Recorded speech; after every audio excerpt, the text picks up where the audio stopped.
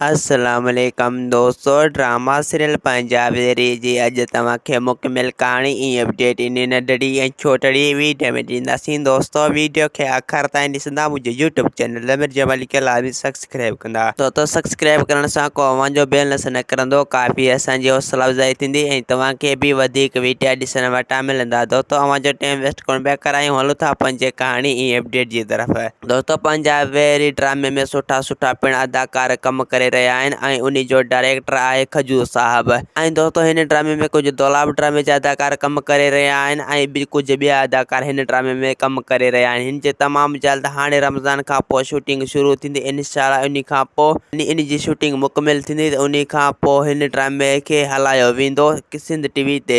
दोस्तों वेरनि जी वस्ती हिकु वॾो सोप सीरियल ड्रामो आहे ऐं सुठो ड्रामो आहे। ऐं दोस्तों हाणे तमामु जल्द खजूर साहब शूटिंग खे टाइम ॾेई हाणे शूटिंग तमामु जल्द स्टार्ट कयो वेंदो त उन खां पोइ हिन ड्रामे खे तमामु जल्द हलायो वेंदो, छो जो खजूर साहब जंहिं ड्रामे में हथु विझंदो आहे त उनखे कामयाबु करे पोइ छॾींदो आहे ऐं उनखे तमामु जल्द हलाए छॾींदो आहे। जीअं दौलाब ड्रामे खे तमामु जल्द हलाए छॾी ऐं उनखे ख़तमु बि कराए छॾी, इनखे बि हाणे तमामु जल्द हलाए ऐं इनखे बि तमामु जल्द ख़तमु कराए छॾींदो, छो जो खजूर साहब जा ड्रामा सुठा आहिनि ऐं हू कामयाबु ड्रामा थी वेंदा आहिनि। ऐं हिन ड्रामे जी कहाणीकार बि सुठो आहे जेका खजू खे ड्रामा लिखी ॾींदो आहे। ऐं दोस्तों हिन ड्रामे में तव्हांखे पक था ॿुधायूं त साईं निशार शाह बि हूंदो, इरफान शेख बि हूंदो ऐं असांजे अंदाज़ सां आज़म मेंगल बि हूंदो ऐं ॿिया सिंध जा नाले वारा अदाकार पिणु हिन ड्रामे में कमु कंदा रहंदा, छो जो हीउ बहितरीनु ड्रामो आहे, दौलाब ड्रामे खां बि बहितर ड्रामो पंजाबी। तो हिन जी हाणे तमामु जल्द शूटिंग शुरू थींदी, उन खां पोइ हिन जी 2-3 स्पेल मुकमिल थींदा त उन खां पोइ प्रोमो हिन जो अची वेंदो। यानी प्रोमो ईंदो त उन खां पोइ एपिसोड हलायो वेंदो तमामु जल्द। दोस्तों उम्मीद त कहाणी आई हूंदी, अव्हांखे पसंदि, असांखे ॾींदा हाणे इजाज़त, वरी तव्हां सां मिलंदासीं के नई ईंदड़ वीडियो में। ख़ुदा हाफ़िज़।